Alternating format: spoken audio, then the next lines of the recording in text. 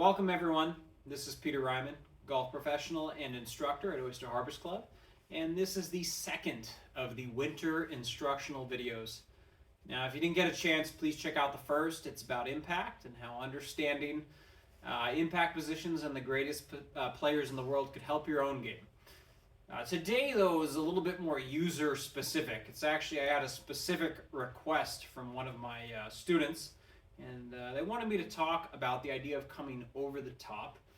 And as I thought about it, it's something that is so common in so many of my students, but it's not just coming over the top, it's about how the backswing correlates to the downswing and why they're coming over the top. And what I want you to take from this video is two things. One, the backswing is your input.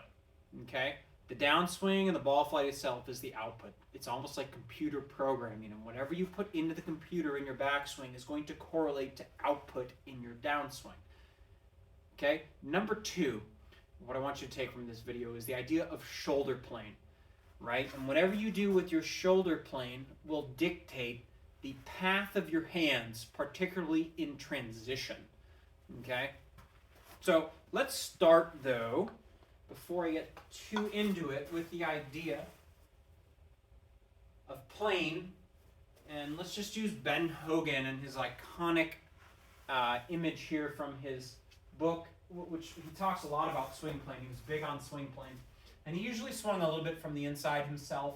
He was a little bit always kind of under the plane, but regardless, there's three planes here. There's ball to shoulder, ball to midsection, ball to belt line.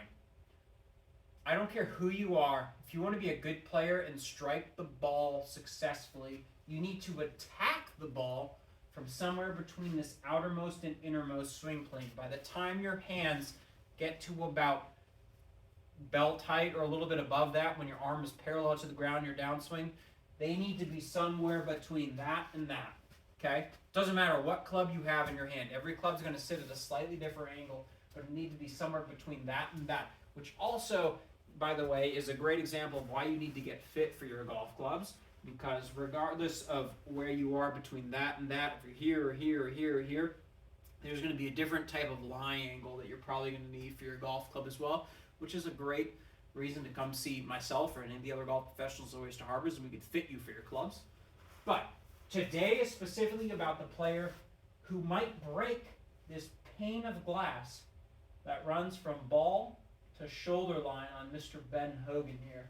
Okay, if you're this guy attacking the ball like that, where your hands work out, and you would break that pane of glass and you're struggling with it, this video is for you. Okay? Come back here to the launch monitor. So, if you're that guy, and you know you're like this at impact, you're throwing your club, you're working out, you've probably, in your takeaway, tried to work the club more inside, okay, to compensate. Now, if you work the club more inside, you certainly can then return the club from an inside position. I'm not saying that, but I am saying if I work this club way inside with rolled hands, here's that ball flight. That's a limited ball flight. That's a ball that kind of starts, stays right. Absolutely hit that center of face. It goes 154 for me. That's a 7-iron, which for me, that 7-iron should go about 175. I lost a lot of yards there because I sacrificed my arc width because I was so inside and stuck and pinned with my left arm against my chest. Normally, for most people, our athletic instinct takes over when we get this pin with left arm against chest, and we try to create some separation. In a need to create speed, we try and create that separation. We start working out before working down. Also notice as I work out that my hands are moving along the same plane and path that my shoulders are pointing. My shoulders are pointed this way. When I whip the club head way inside, my shoulders start to point this way. Rather than down, they point kind of up, right? Kind of parallel to the plane of the earth. And your hands will always follow the plane of your shoulders. So if you want to stop swinging outside to in, stop pointing your shoulders outside. You need to start pointing your shoulders down, right? Because that's how your hands are going to work down. Your hands always want to follow the plane of your shoulders. I cannot say that enough. That's really the value of this lesson today. So if you're going here, you're trying to stop swinging outside in, again, you're only making it worse because your hands want to work outside along the path of your shoulder. If you want to stop swinging outside to in, try and get your left shoulder working more down rather than out. Work it down so that in transition, your hands can then also work more down.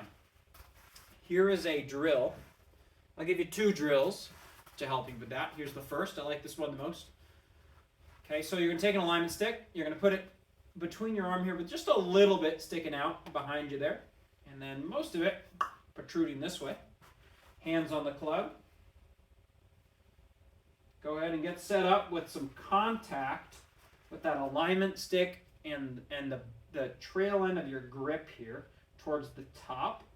And then just make little takeaways, feeling pressure of that alignment stick against your club head. Now, I think visually this probably looks very easy to you.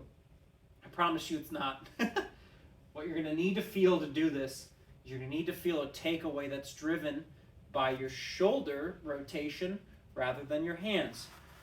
Let me show you from this angle. If I take this club back where I all of a sudden start to use my hands, I've lost contact very quickly with this alignment stick.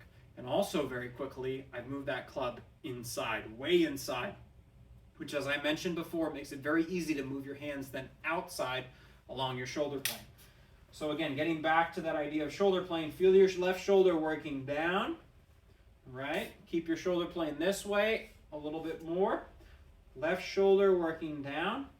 Club head is going to stay outside the hands, and just keep rehearsing that. Keep rehearsing that. Keep rehearsing that. Keep rehearsing that. Feel that a few times. Put a ball in the way. And then go ahead and deliver what you just felt into the golf ball. And see what happens. I bet that ball goes a lot farther than 154 like I just did doing that little inside swing. Sure did. There's 174. There's my stock yardage again.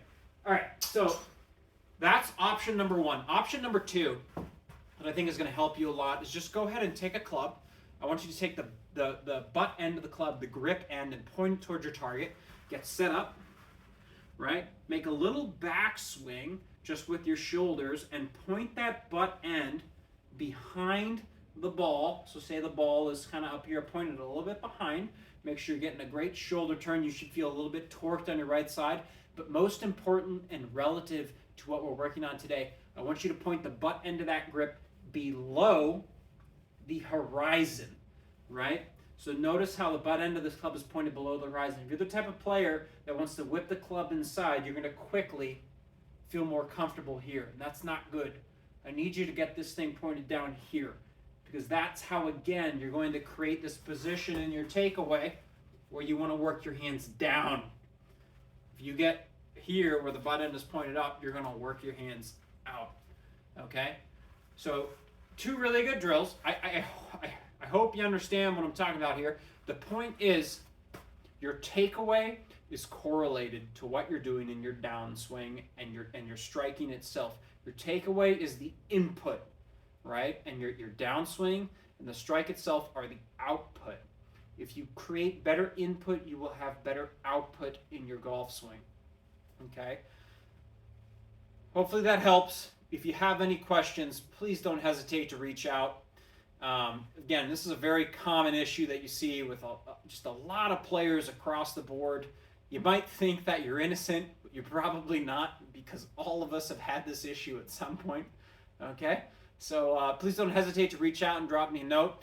And also open to taking requests for what you want to hear for the next session in our winter series. Hope everyone has a great night, and take care.